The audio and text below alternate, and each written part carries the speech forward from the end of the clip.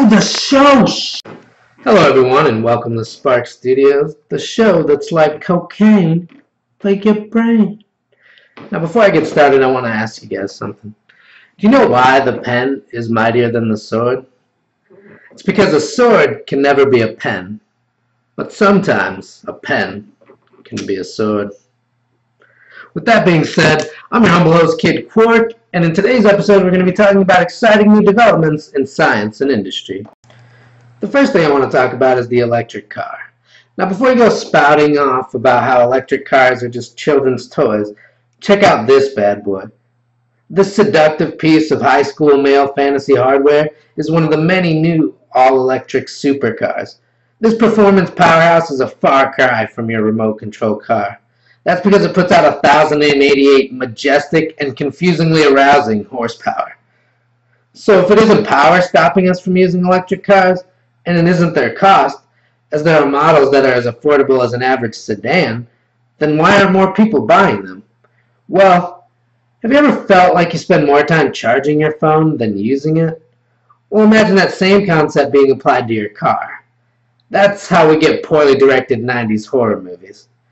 Thanks to cool new technology, though, this limitation may be a thing of the past. That's because the UK and other countries are starting to build roads that recharge electric cars as they drive. I know, amazing, right? Now if only my phone could recharge while I was looking at naked juice. Nailed it! If that wasn't cool enough, there have been some amazing strides in the three-dimensional printing industry as well. Now at least some of us have seen 3D printers make children's toys, which is cute, but did you know that 3D printers have become so advanced that they are capable of creating fully functional, full-size drones capable of sustained flight? That's right, machines are making more machines now. Call John Connor, the revolution is here. Wow. He really, let himself go. And just when you thought things couldn't get any cooler, 3D printers can also print biological material. That's right, we are learning how to print replacement organs. Now before you run out of your house screaming that Soylent Green is people, a lot of work still has to be done in this field. But in the foreseeable future, people will be able to print organic tissue. The applications of this are nearly endless. We won't need organ donors anymore. Printing these organs also makes them much more affordable than donating ones. Pretty amazing, right? I mean, eventually, we'll be able to just get these organs swapped out at some Jimbo's mom and pop organ swap. I mean, think about the conversations we're going to be having with our kids.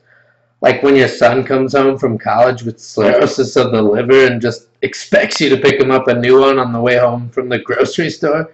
You're going to be like, you know, back in my day, we actually had to face the consequences of our stupidity. And your kid's just going to be like, oh my God, Dad, you're so lame. It's embarrassing. And that's all we have time for today.